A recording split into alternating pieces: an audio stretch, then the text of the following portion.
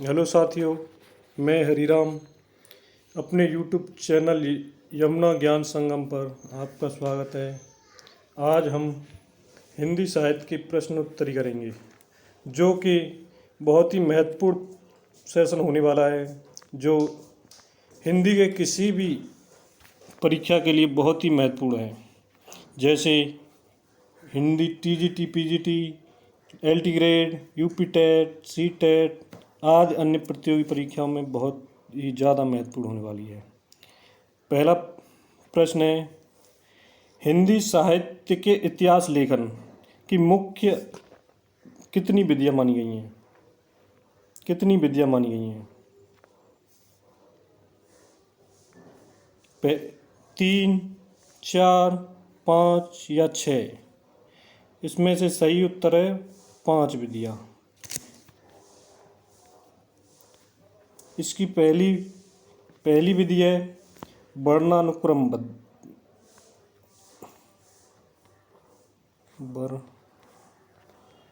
वर्णानुक्रम।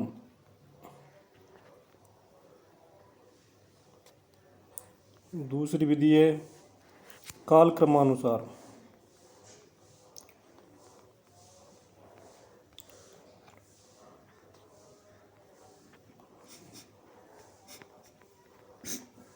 कालक्रमानुसार।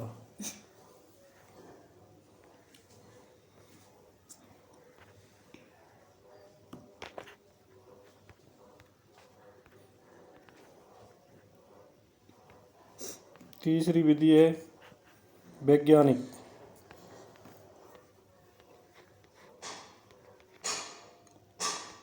वैज्ञानिक विधि। चौथी विधि है विधेयवादी।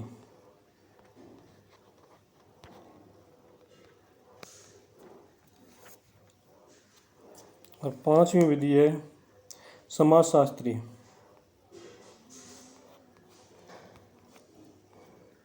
समाजशास्त्री।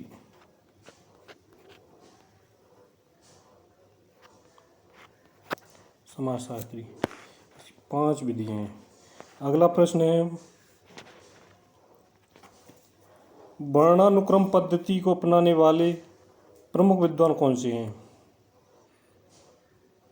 पहला ऑप्शन है जॉर्ज गिर्शन, बी गाडसा दत्तासी, सी आचार्य रामचंद्र शुक्ल और चौथे हजारी प्रसाद। इनमें से सही उत्तर है गाडसा दत्तासी। गाडसा दत्तासी ने वर्ण के अनुक्रम के अनुसार अपना इतिहास लेखन लिखा। और दूसरे इसमें विद्वान है शिव सिंह सेंगर।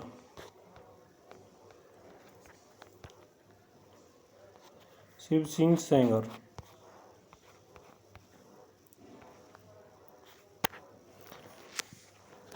दोनों ने वर्णानुक्रम पद्धति को अपने इतिहास लेखन में अपनाया है।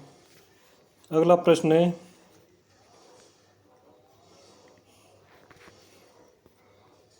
विधेयवादी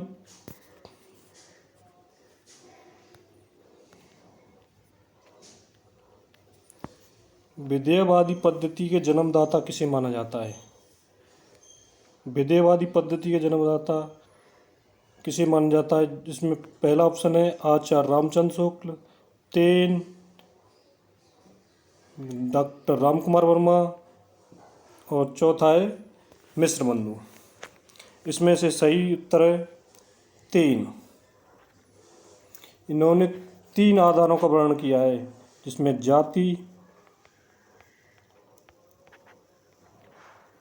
वातावरण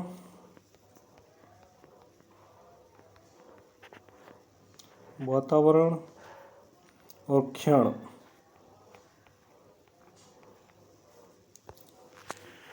अगला प्रश्न है, आचार्य रामचंद्र शुक्ल ने हिंदी इतिहास वर्ण लेखन की किस पद्धति को अपनाया है? आचार्य रामचंद्र शुक्ल ने किस पद्धति को अपनाया है अपने इतिहास लेखन में? पहला ऑप्शन है वर्णानुक्रम पद्धति, दूसरा कालक्रमानुसार पद्धति, तीसरा वैज्ञानिक पद्धति और चौथा है विधेयवादी पद्धति। तो इसका सही उत्तर है विधेयवादी पद्धति। अगला प्रश्न देखते हैं,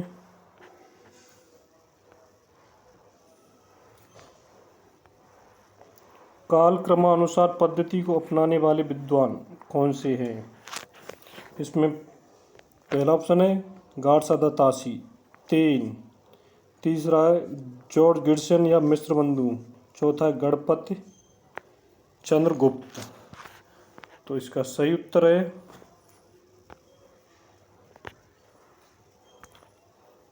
जॉर्ज गिब्सन और मिस्र बंधु।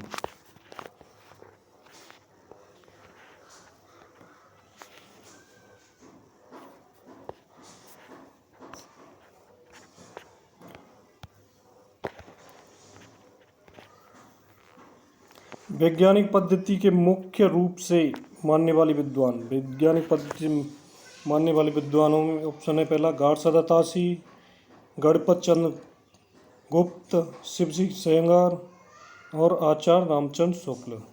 वैज्ञानिक पद्धति से अपना इतिहास ग्रंथ लिखने वाले विद्वान है गणपत चंद्र गुप्त।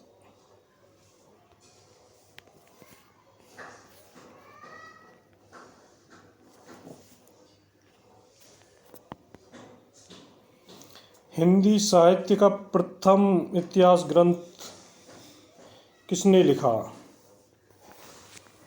हिंदी साहित्य का प्रथम इतिहास ग्रंथ में पहला ऑप्शन है शिव सिंह सेंगर, जॉर्ज गिब्सन, गाडसादा तासी और मिस्र बंधु। तो इसमें से सही उत्तर है गाडसादा तासी।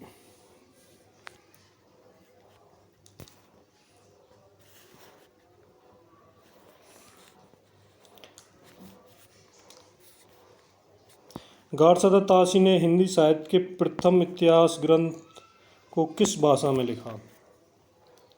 हिंदी, अंग्रेजी, उर्दू या फ्रेंच? तो इसमें सही उत्तर है फ्रेंच भाषा। जो गाडसादा तासी का प्रथम इतिहास था वो पेरिस से प्रकाशित हुआ था, फ्रांस से पेरिस।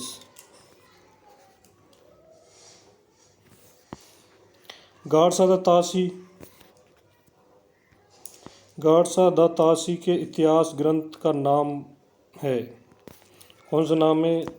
पहला ऑप्शन है the modern vernacular literature of Hindustan, Mishra Bandhu Vinod, इस्तवार the La literature, हिंदुस्तानी, और अगला ऑप्शन है हिंदी साहित्य का इतिहास।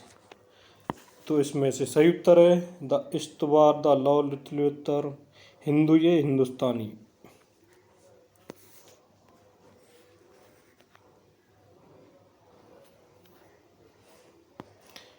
हिंदी भाषा में लिखा गया प्रथम हिंदी साहित्य ग्रंथ कौन सा माना गया है?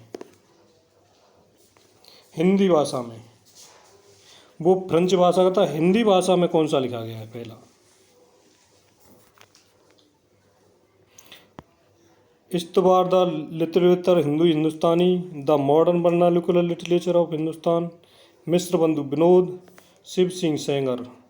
तो इसका सही उत्तर है शिव सिंह सरोज। तो इसका सही उत्तर है शिव सिंह सरोज।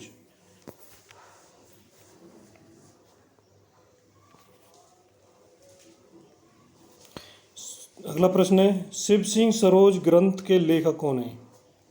आचार्य रामचंद्र शुक्ल, शिव सिंह सेंगर, जॉर्ज गिब्सन, मिस्र बंधु। तो इसका सही उत्तर है शिव सिंह सेंगर।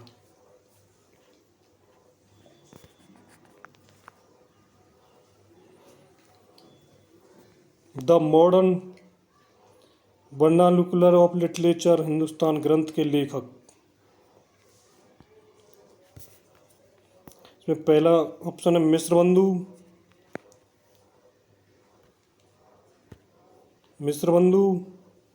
आचार्य गिब्सन, आचार्य रामचंद्र शुक्ल और गाडसादा तासी। तो इसका सही उत्तर है जॉर्ज गिब्सन।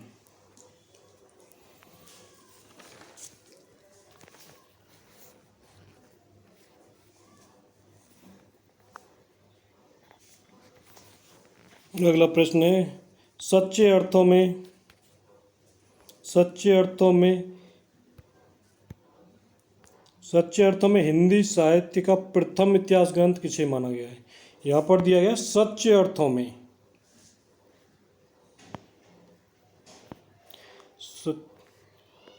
शिव सिंह सरोज को, मिश्र बंधु विनोद को, the modern vernacular literature Hindustan को, या हिंदी साहित्य के इतिहास को? तो सच्चे अर्थों में हिंदी साहित्य का प्रथम ग्रंथ माना गया the modern vernacular literature of Hindustan को, जो कि 1888 में प्रकाशित हुआ था। और किसने लिखा था? जॉर्ज गिब्सन ने। मिश्र बंधु विनोद, इस इतिहास ग्रंथ को के लेखक कौन है? पहला ऑप्शन है शिव सिंह सेंगर, जॉर्ज गिब्सन, मिश्र बंधु और गणपति चंद्र गुप्त। तो इसके लेखक कौन है? सही लेखक है मिश्र बंधु विनोद। मिश्र बंधु विनोद में 3 नाम आते हैं। पहले सुखदेव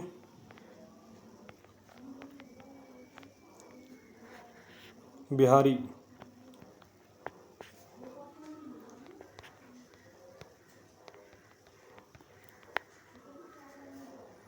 दूसरे श्याम बिहारी,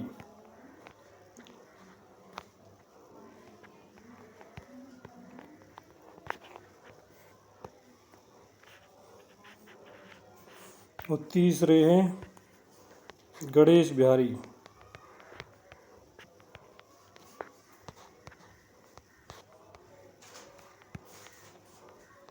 इन तीनों को ही मिश्र बंधु विनोद कहते हैं।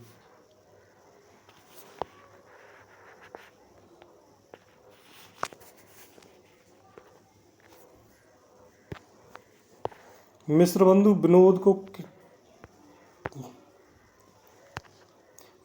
विनोद को कितने भागों में विभाजित किया गया है? 3 भागों में, 4 भागों में, 5 भागों में या 2 भागों में? इसमें से सही उत्तर है 4 भागों में। इसके प्रथम 3 भागों को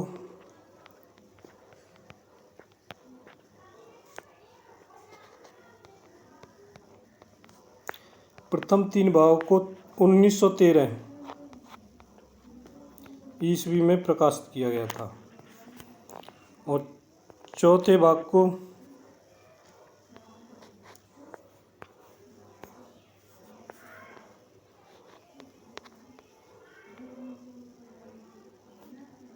चौथे भाग को 1934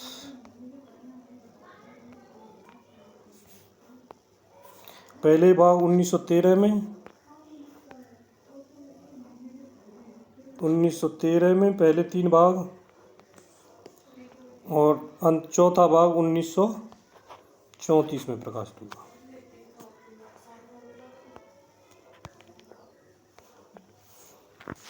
अगला प्रश्न है, मिश्र बंधु विनोद ने लगभग कितने कवियों का वर्णन किया है? मिश्र बंधु विनोद में जो मिश्र बंधुओं द्वारा लिखित है इतिहास में, उसमें कितने कवियों का उल्लेख है? 3000, 5000, 4000 और 7000। सही उत्तर है लगभग 5000 कवियों का। अगला प्रश्न देखते हैं, आचार्य रामचंद्र शुक्ल के इतिहास ग्रंथ का नाम, इनके इतिहास ग्रंथ का नाम है हिंदी साहित्य का इतिहास।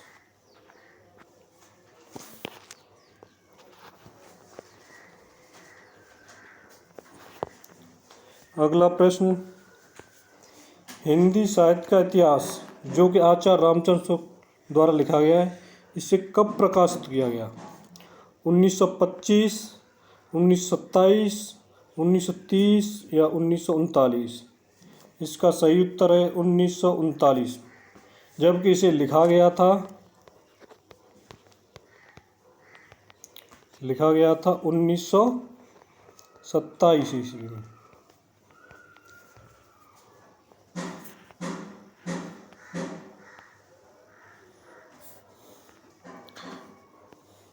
अगला प्रश्न है, नागरी प्रचारणी सभा जो काशी ने हिंदी साहित्य के इतिहास को किस शीर्षक से प्रकाशित किया?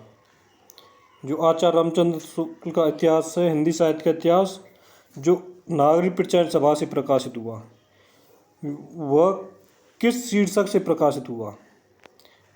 हिंदी साहित्य का इतिहास, हिंदी साहित्य का विकास, हिंदी साहित्य की भूमिका, हिंदी काव्य। सॉरी, इसका सही उत्तर है हिंदी साहित्य का विकास, जो कि हिंदी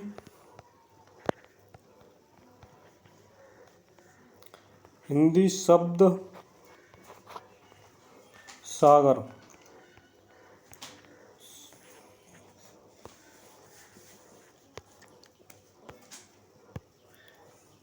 हिंदी शब्द सागर की भूमिका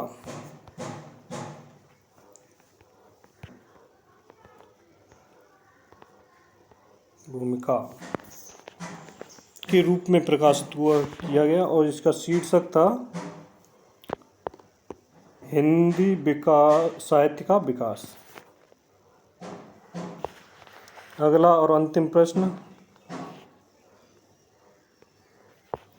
आचार्य रामचंद्र शुक्ल ने अपने इतिहास ग्रंथ को कितने कालखंडों में विभाजित किया है? 3 भागों में, 4, 5 या 6? तो इसका सही उत्तर है 4 कालखंडों में विभाजित है। आज के सेशन में इतना ही साथियों, धन्यवाद, राधे राधे।